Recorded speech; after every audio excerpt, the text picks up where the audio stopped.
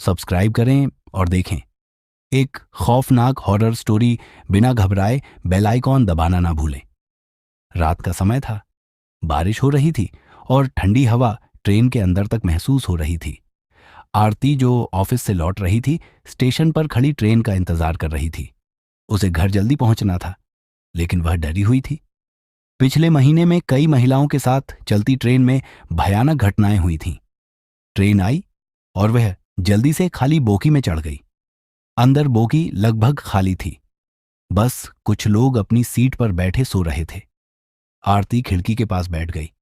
उसने खिड़की से बाहर झांक कर देखा। हर तरफ अंधेरा था। बारिश की बूंदें खिड़की से टकरा रही थीं। तभी उसकी नजर एक अखबार पर पड़ी।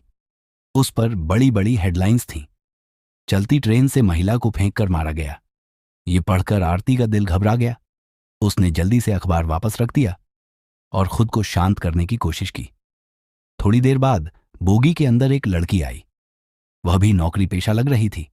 उसने चारों तरफ देखा और दरवाजे के पास वाली सीट पर बैठ गई। ट्रेन ने रफ्तार पकड़ ली और आरती ने अपनी घड़ी देखी। रात के 1:45 हो रहे थे। कुछ मिनटों के बाद 2 आदमी बोगी में घुसे। उनके चेहरे गमछे से ढके हुए थे। आरती ने महसूस किया कि कुछ गलत है। दोनों आदमी धीरे धीरे दरवाजे के पास वाली लड़की की ओर बढ़ने लगे। एक आदमी ने लड़की का हाथ पकड़ लिया।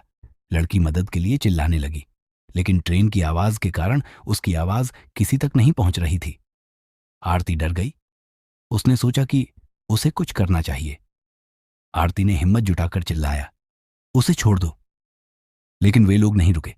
तभी अचानक एक पुलिस वाला बोगी में दाखिल हुआ। उसने जोर से कहा, रुको, पुलिस। पुलिस वाले ने दोनों आदमियों को पकड़ लिया। लड़की रोने लगी। पुलिस वाले ने कहा, तुम ठीक हो? लड़की ने सिर हिलाकर कहा, हां। कुछ देर बाद ट्रेन अगले स्टेशन पर रुकी।